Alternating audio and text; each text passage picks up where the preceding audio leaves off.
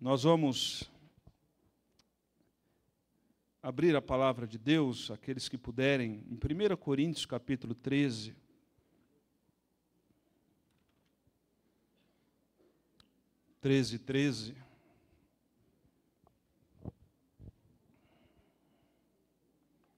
Nós tivemos um mês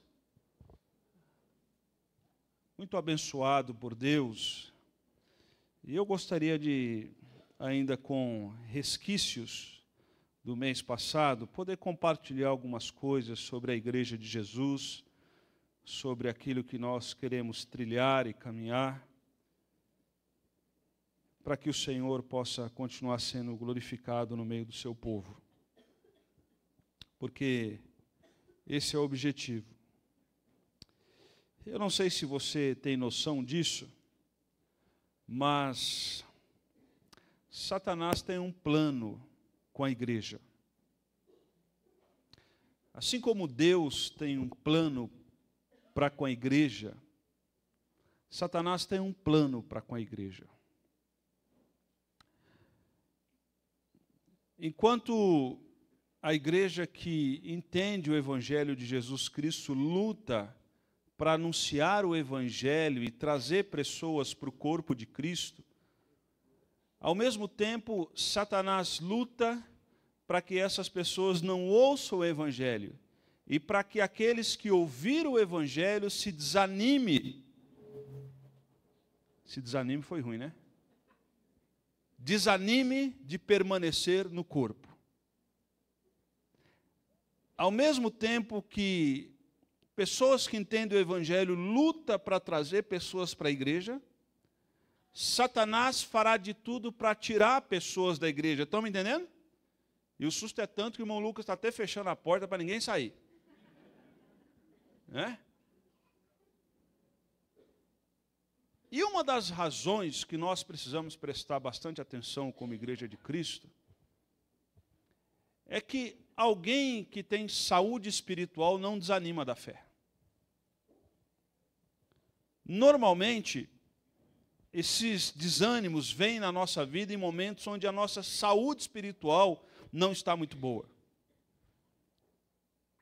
Estava lendo uma entrevista de um veterano de guerra brasileiro, que tem 85 anos de idade, e numa entrevista dele, em 2016,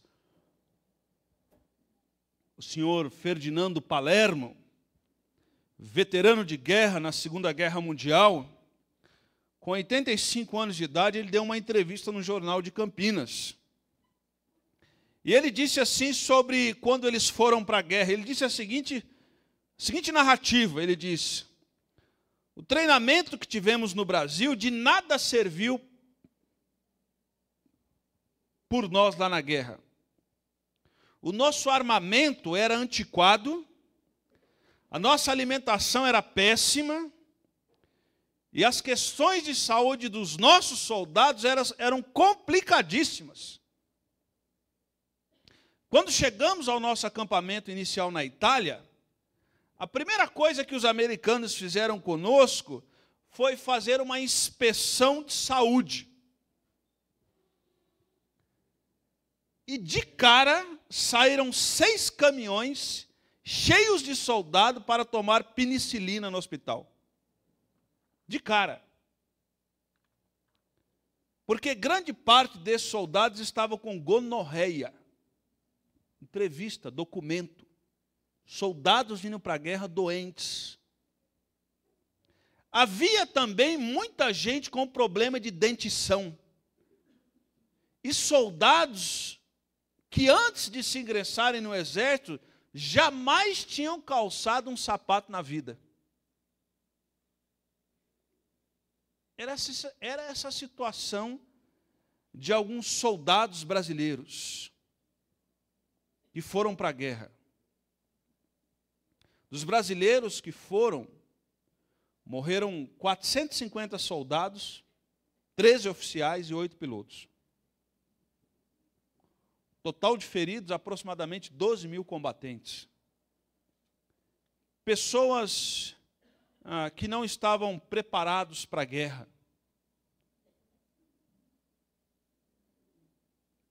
A palavra de Deus diz em Efésios 6,12, que a nossa luta não é contra seres humanos, mas contra os poderes e autoridades, contra os dominadores desse mundo de trevas, contra as forças espirituais do mal nas regiões celestiais.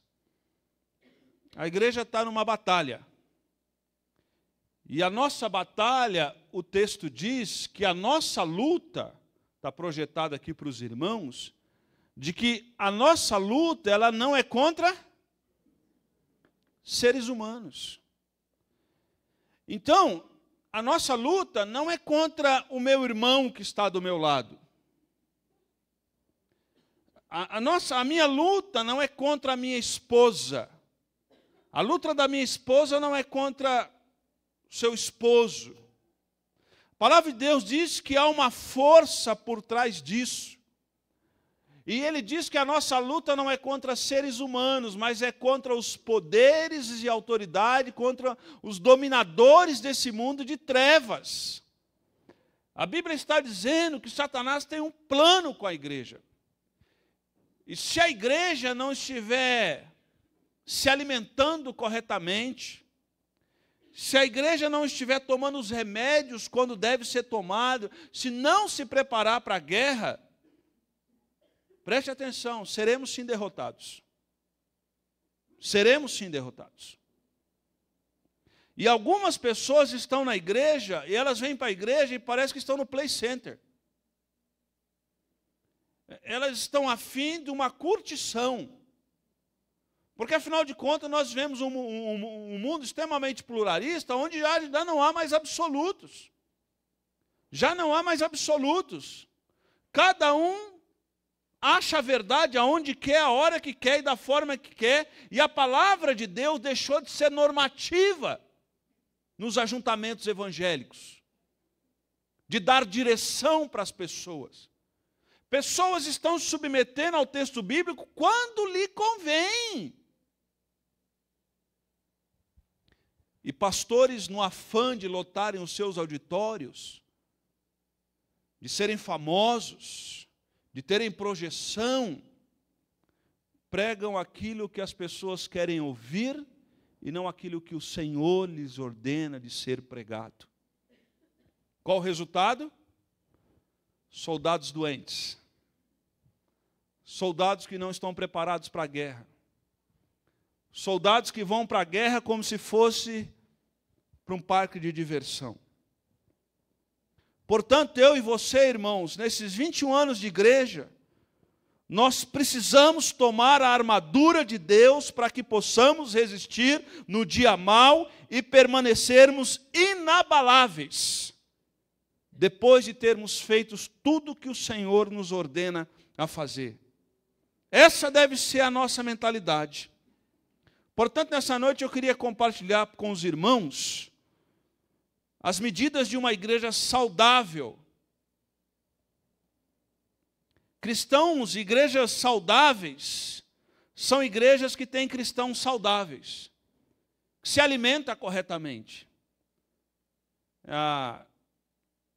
Fui visitar alguns amigos e, a priori, meu filho, no norte do país, a semana retrasada, uns dias desse atrás aí. E alguns amigos, vi lá alguns amigos, matei saudade do meu filho, matei muito, já estou com saudade de novo. E saí daqui com 14 graus, cheguei lá 36 graus, o tempo inteiro. E alguns amigos brincaram comigo assim, precisa de emagrecer. Você tem que emagrecer. E eles têm verdade, e eles estão falando a verdade. Eles estão com a verdade. Só que eu tinha uma outra verdade comigo. Não posso, porque meu joelho está ruim. Como é que eu vou emagrecer? Né? Como é que eu vou emagrecer com o Lucas lá na igreja? Mas preciso.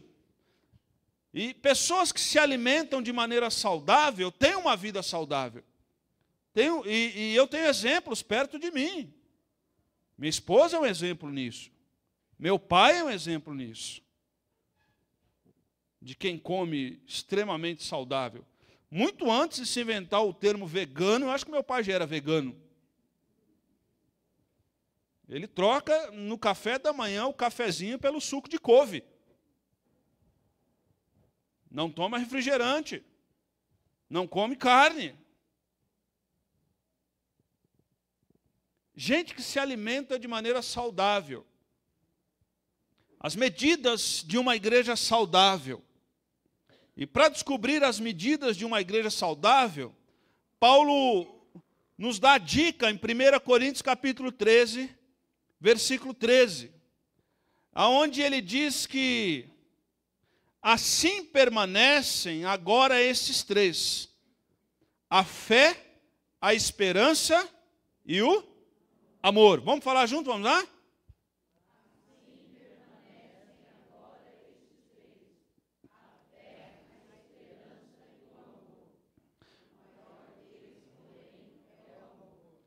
Eu fui levantar rapidamente, dizem que a pressão arterial normal é 12/8. Então, os doutores aí, por favor, se eu estiver errado, me corrijam, mas me corrijam em amor. A medida ideal para a circunferência abdominal, e essa eu não quis medir, é de 94 centímetros. E das mulheres, 80. O nível de colesterol total desejado no sangue deve ser inferior a 200 mg/dl. Não vou ler o resto não, que já está me dando depressão. Tem um monte aqui.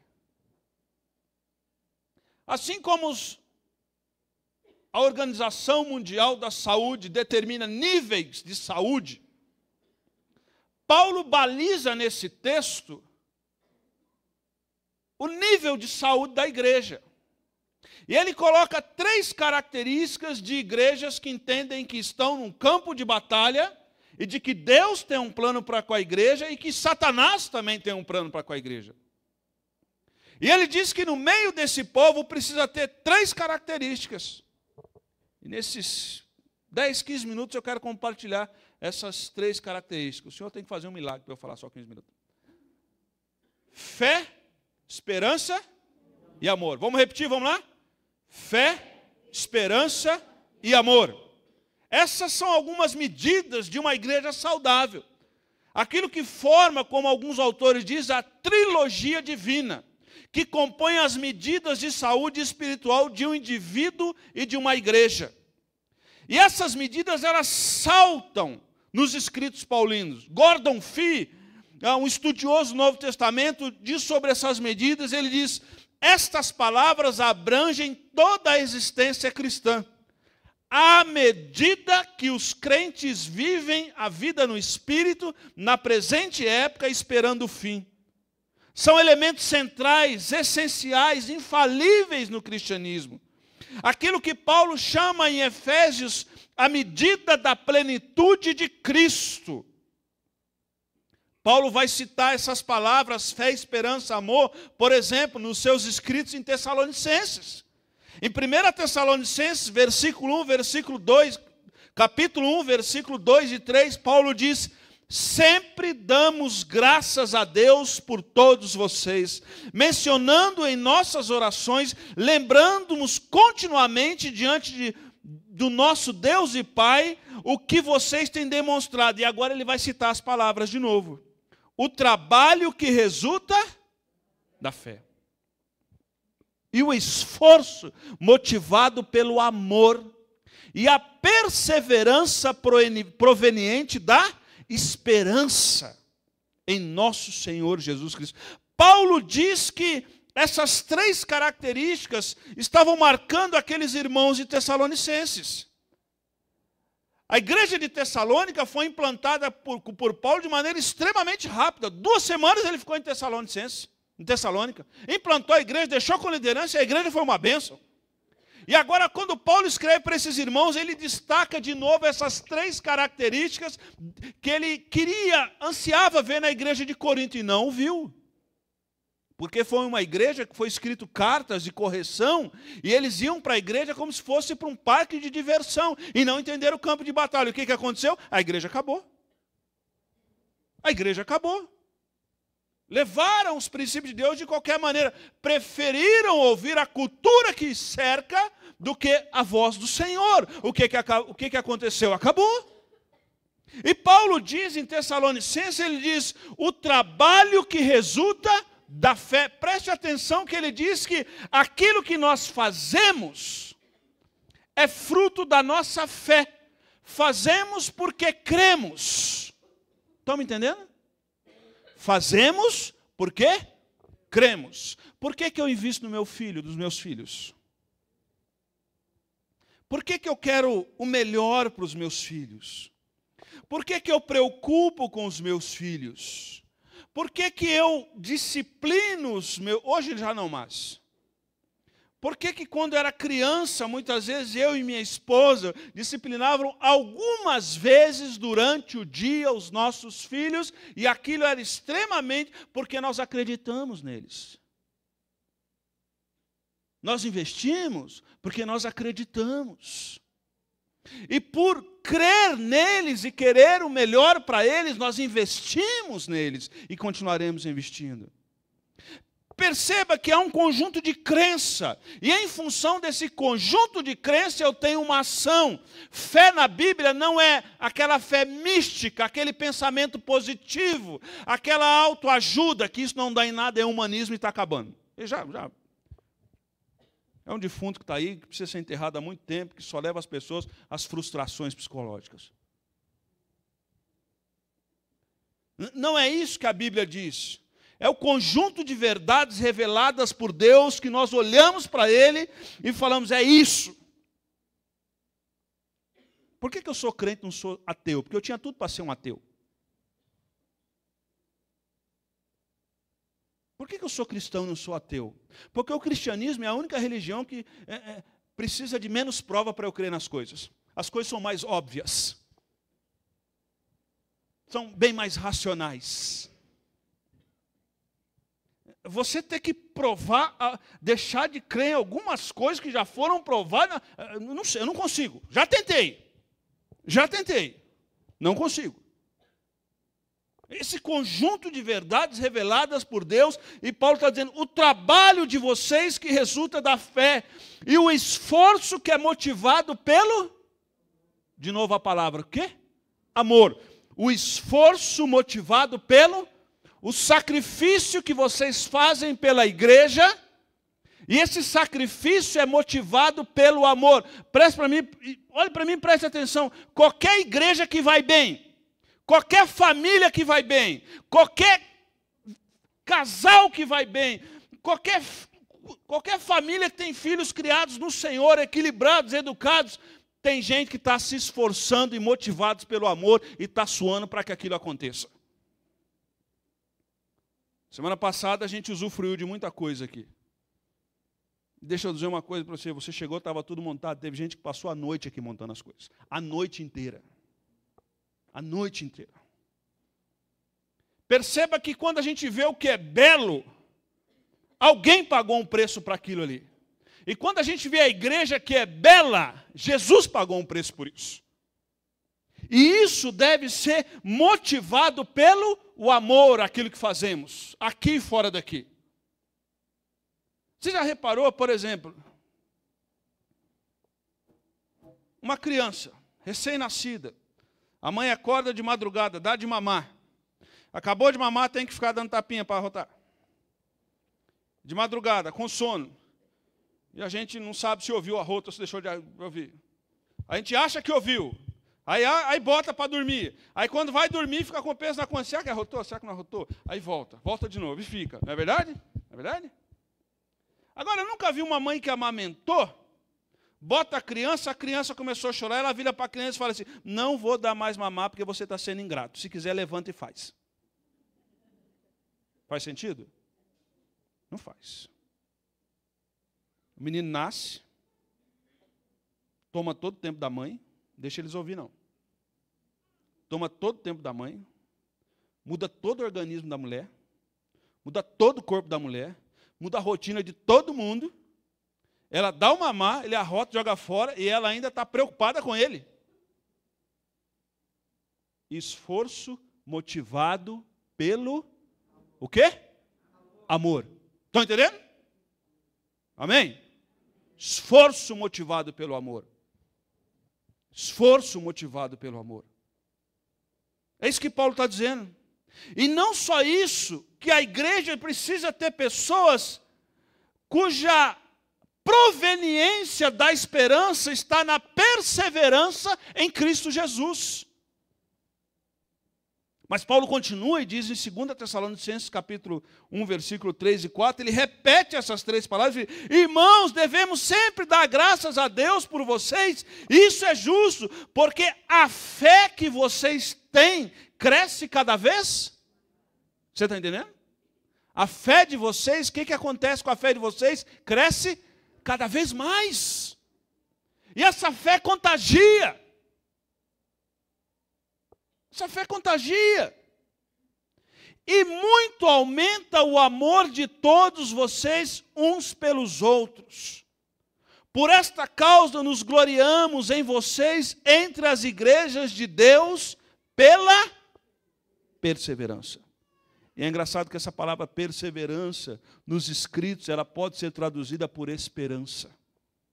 Por esperança. Por esperança.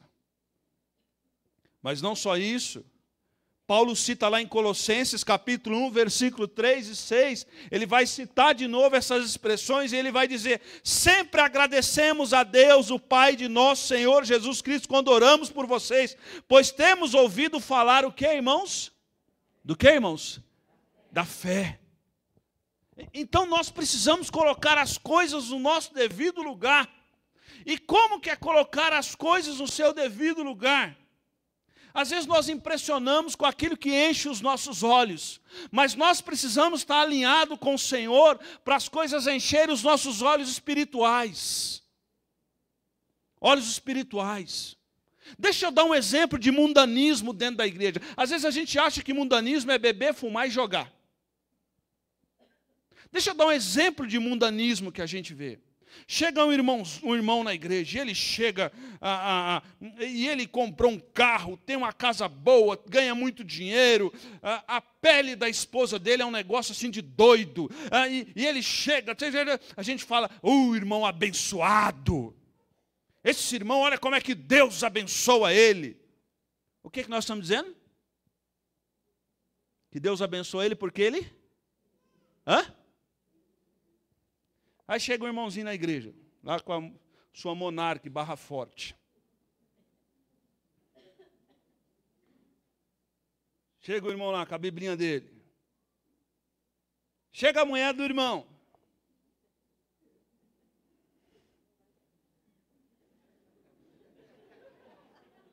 Imagina a mulher do irmão.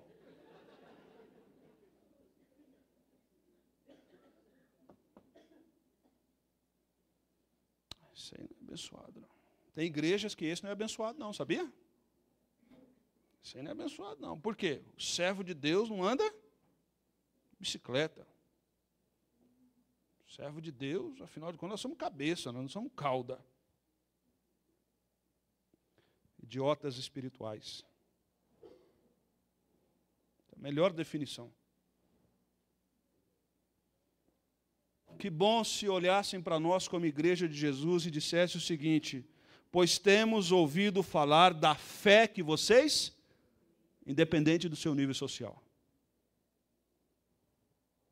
Há muita gente que está fazendo acordo em igreja aí para ficar rico e que deveria estar estudando e trabalhando. Dia desse um camarada me falou assim, não, porque Deus não é bondoso comigo. Porque toda vez que tem uma promoção lá na empresa, não sai para mim. Agora Deus está me humilhando no serviço, porque tem um ímpio lá que ele recebe todas as promoções. Eu disse para ele, qual foi o último curso que você fez? Não, eu estudei o que precisava. Que língua que você fala? Eu falo português. Você pretende continuar estudando? Como é que é? Não, eu acho que já cheguei no nível bom. Tá bom. E o ímpio lá, como é que é? Não, o cara já fez intercâmbio. O cara está na pós-graduação. É? Então, Deus está sendo injusto com você? Se eu fosse você, agradecer a Deus, está empregado. Não, mas eu fui na igreja, eu fiz um voto. Você pode fazer 10 mil votos, meu filho. Você pode fazer 10 mil votos. 10 mil votos. Pois temos ouvido falar da fé que vocês têm em Cristo. Cristo. Cristo. Uma vez eu estava num grupo de conselho de pastores da nossa cidade, e um pastor passou perto de mim e apontou assim para o outro, e ele não sabe o que eu vi. E eu vi o que ele fez. Ele disse assim, está vendo esse pastor aí? Ó? Só estuda, o Espírito Santo não usa ele não, porque a letra mata e o Espírito vivifica. Irmãos, na hora o sangue subiu para a minha cabeça. Sabe aquela coisa de corintiano, de querer invadir, meter o pé? Sabe aquele espírito de corintiano que eu tenho? Sabe, de vamos para a cabeça, é nós timão, e vamos para cima, e o couro vai comer. Sabe aquele negócio de chamar o batalhão de choque, vem, vem, vem, vem, vem. Sabe aquele negócio assim? De até o batalhão de choque miar para o negócio? Mas na hora veio o versículo de Provérbios para mim na minha cabeça. Não responda ao tolo segundo a sua estutícia. Cala-te boca. Cala-te boca. Se quer ser abençoado por Deus, vai pegar as ferramentas que Deus colocou aí para você poder ser abençoado. Mas muito mais do que esse tipo de nível de bênção, da fé que vocês têm em Cristo. E não só a fé, mas também em Cristo, mas o amor que tem por todos os santos. Por todos aqueles que confessam o Senhor como seu Salvador. Por causa da esperança que lhes dá. De novo ele cita essas 3 palavras. Quais são as 3 palavras? Fé, esperança e amor. Desculpe, eu troquei aí. Mas Efésios também vai citar isso, e a gente precisa apoiar isso biblicamente. Efésios vai dizer o seguinte, por essa razão, desde que ouvi falar do quê? Da fé que vocês têm no Senhor Jesus e do amor demonstrado por todos os santos. Verso 18. Oro também para que os olhos do coração de vocês sejam iluminados, a fim de que vocês conheçam o que, irmãos? A esperança. E deixa eu dizer uma coisa aqui para vocês, que não é minha, é de um irmão aqui da igreja. E um dia esse irmão da igreja chegou para mim e falou assim, pastor, esse povo que está no poder, eles roubaram a única coisa que a gente tinha, a esperança. E é verdade. E é verdade. Esse povo que está aí na frente, em cima, eles roubaram a nossa esperança. E mais do que nunca, a igreja precisa ter a sua esperança no Senhor. E olhe para mim e eu vou lhe dizer uma coisa que às vezes eu fico triste. Está cheio de gente trouxa na igreja, trouxa na igreja, que está defendendo o partido A ou partido B. Ah, você é coxinha. Ah, você é... Hã? Você é coxinha, você é mortandela. Como diz o Washington Oliveto, nós somos tudo pamonha. Essa frase não é minha, é do Washington Oliveto. Torce para o Corinthians. Porém, não somos coxinha e não somos mortandela. Nós somos todo um bando de pamonha. E fica nego defendendo Ciclano e Beltrano. Ah, se Ciclano tivesse, se Beltrano tivesse. Irmãos, nós temos no poder um que passou lá, que é um cachaceiro, e nós temos no poder um que quase chegou, que é um cheirador de cocaína. Que diferença isso tem? E nós temos agora o Conde Drácula.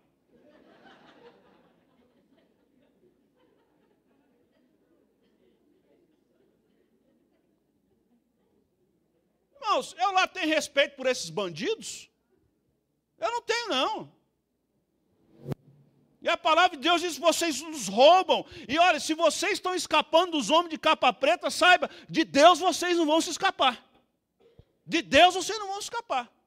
E vocês vão se escapar de todos esses, porque vocês são tudo farinha do mesmo saco, bandidos. Mas saiba, um dia Deus vai ceifar. E se vocês não se arrependerem, vocês vão ter que tratar com Deus. Essa é a palavra. Se vocês não se arrependerem, vocês vão tratar com Deus. Daí vocês escapam. E vão escapar. Mas de Deus você não se escapa. Porque a nossa esperança está em quem? Se não tiver no Senhor, nós vamos ficar doidos. Estão entendendo, irmãos? Se não estiver no Senhor, nós vamos ficar doido. Vamos ficar doido.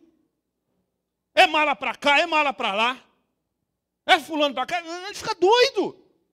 Agora, a nossa esperança não está em partido A ou partido B. A nossa esperança está em quem? O texto diz, a nossa esperança está em quem?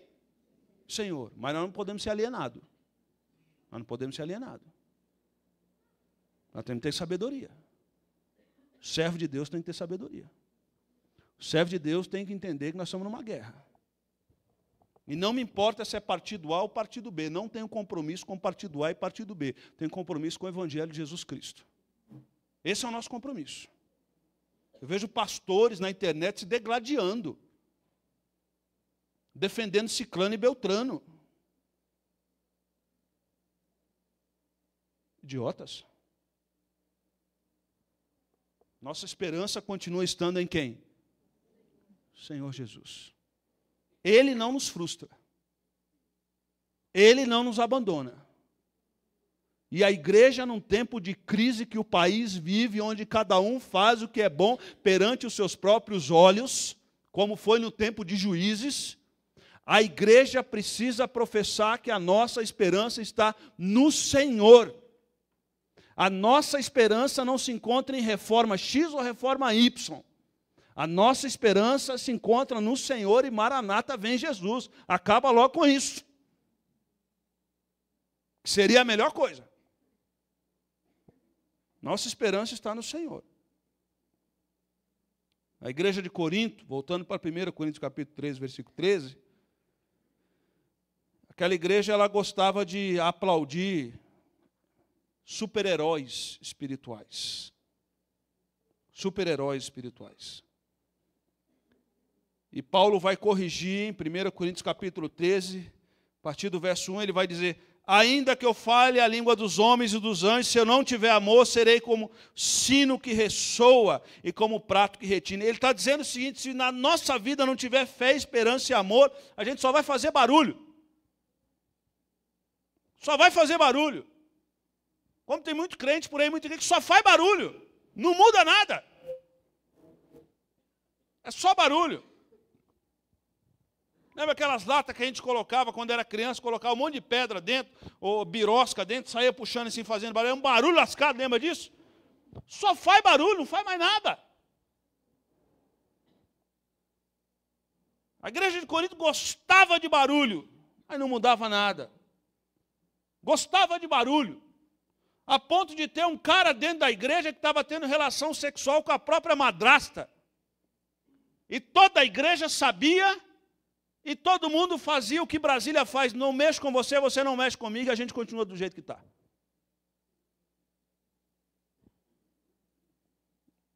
Paulo está dizendo, não vai resolver absolutamente nada. A igreja de Corinto tinha algumas doenças. Como, por exemplo, Joaquim, acelera um pouquinho para mim aí, só para mim acabar. A igreja de Corinto tinha algumas doenças. Por exemplo, ela sofria de hipotrofia espiritual, não havia crescimento na igreja. Olha o que fala 1 Coríntios, capítulo 13, 11. Quando eu era menino, eu falava... Aquela igreja era criança. A gente chega para as crianças na igreja, né? Tem criança que eu vou brincar com ele, eu fico perto da mãe, porque eu só entendo se a mãe traduzir. Está entendendo? Agora, a gente vê bilu, bilu, bilu, papai todinho. Agora imagina eu chegar para o Luiz Paulo, bilu, bilu, bilu. Faz sentido? Chegar para o Hernandes, oi, mãe, vem no colinho do pastor. Faz sentido? Faz sentido, meu irmão. Faz sentido. Mas tem uns camaradas que estão há muito tempo na igreja e eles querem bilu, bilu, bilu, bilu. Não cresce. Não cresce. Quando eu era menino, eu falava como? Menino. Mas agora tu é adulto, meu irmão. Estamos numa guerra. Nós estamos lutando para trazer gente para a igreja e Satanás está lutando para tirar gente da igreja. Criança a gente protege, já viu?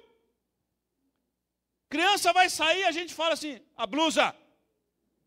Ah, não vou colocar. Vai colocar, porque tá frio. E se ficar doente, vai sobrar Então tu vai colocar a blusa. E a criança vira e fala assim, glória a Deus, vou colocar a blusa. É assim que ela fala? Oh, Jesus seja louvado, deu discernimento para minha mãe, louvado seja Deus. É assim que a criança fala? Sai emburrada, não sai? O duro é quando é adulto. E a mãe fala, bota a blusa.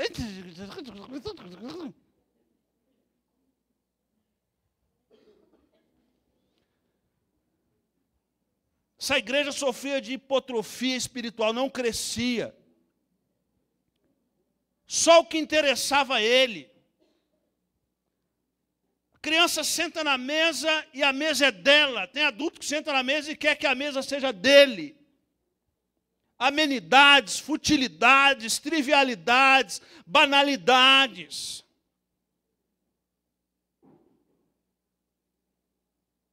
Uma vez o camarada chegou para mim e falou, gostei muito da igreja, mas não gostei porque não dá oportunidade. Queria oportunidade para cantar. Continua querendo. Na verdade, não queria oportunidade para louvar a Deus, ele queria oportunidade para aparecer. Aparecer. Não, mas se o senhor me der a oportunidade para pregar, eu vou pregar igual o senhor, queridão. Aqui não é concorrência. Você está entendendo? Não estamos aqui concorrendo. Está entendendo? Aqui não é concorrência. A questão aqui não é essa. Futilidades, banalidade. Pensar como menino, raciocinava como menino. Não faz sentido chegar para a gente velha na fé, bilu, bilu, vem com o pastorzinho no colo. Não faz sentido. Miopia espiritual, a igreja não enxergava adequadamente. Agora, pois, vemos como um reflexo. O espelho antigamente era um metal polido, você não via exatamente como era. Você não via exatamente como era. A igreja não enxergava direito. A igreja sofria de microcefalia espiritual, um sério déficit espiritual. Mas Paulo fala sobre a medida da fé. Paulo diz que aquela igreja ela tinha que ter fé, esperança e amor. Irmãos, a fé gera esperança. A esperança sustenta a fé. E a fé e a esperança produzem o amor.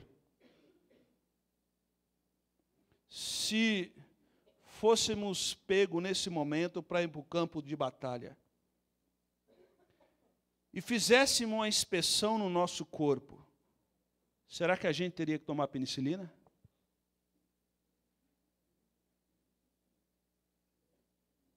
Não por aquela doença X, mas por estar doente?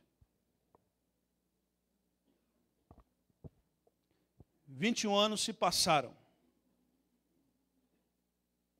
E Deus tem um plano com essa igreja para que resgate pessoas e tragam para o corpo de Cristo. Mas Satanás também tem um plano de tirar pessoas do corpo e levá-las ao mundo. Satanás também tem um plano tremendo e que nós precisamos estar atentos.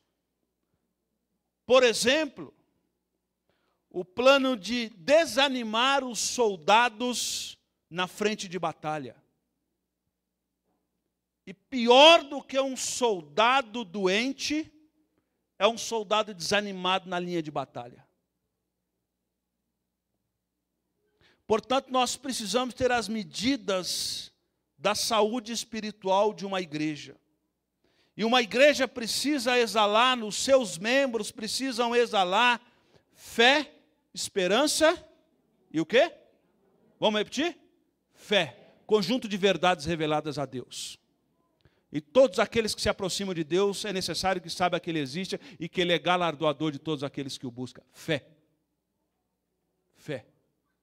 Deus existe, há um conjunto de verdade revelada e Ele comunica essa verdade revelada ao meu coração, porque quando a gente nasce de novo, o Espírito Santo de Deus testifica ao nosso espírito que nós pertencemos ao Senhor. Fé. Fé. Esperança.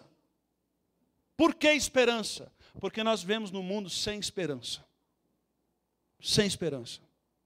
A Europa está em pânico. Qualquer um pode ser terrorista. O Brasil vive em pânico com os terroristas de Brasília. É bomba, é desgraça todo dia. Está um caos. Mas a esperança está em quem? Senhor Jesus. Precisamos revigorar e repartir esperança. Ter esperança, ter esperança, ter esperança, ter esperança, ter esperança. Estava conversando com um cara de Ilhabela. Irmãos, estava conversando com um camarada de Ilhabela. Precisava ver o barco dele. Coisa mais linda o barco dele. Vê a caixa ali que deu um barulhinho ali, Luiz Paulo. O barco dele é a coisa... Irmão, pode ficar tranquilo. Se pegar fogo, a gente abre rápido, sai, todo mundo. O barco dele é a coisa mais linda. A pele dele, então, irmãos, olha para mim aqui, ó. Olha para mim aqui, irmãos. Se quiser, eu posso acabar o culto. A pele dele é a coisa mais linda do mundo. O carro dele, então, quando eu vi o carro dele, irmãos, vou falar para vocês, hein? Deu uma inveja, hein? Deu uma inveja, hein? Deu uma inveja, hein? Deu uma inveja, tem que confessar, não, deu uma inveja. Ele disse, você é pastor? Eu falei, sou pastor. Ele disse, você é casado? Sou casado. Você tem filho? Tem filho. Está tudo com você? Tudo comigo lá. Ele falou, rapaz, daria tudo na minha vida para ter a minha ex-mulher comigo, meus filhos e meus netos. Nenhum deles quer falar comigo, tanto que eu aprontei na vida.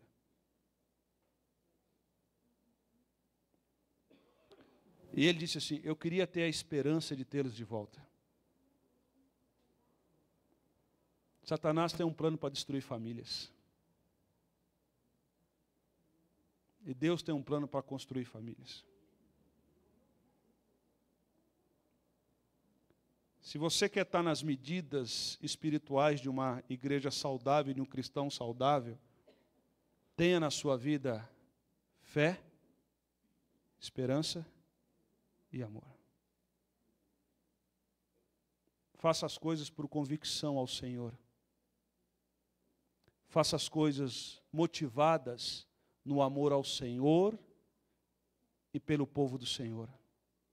E continue tendo a sua esperança no Senhor. Quando fazemos isso, atraímos pessoas. Mas não esqueça, Deus tem um plano para trazer pessoas. Mas Satanás também tem um plano para tirar pessoas. Aonde nós vamos nos alimentar? Na fé, na esperança ou no amor? Se fizermos isso, o Senhor há de nos abençoar, para a glória do Senhor.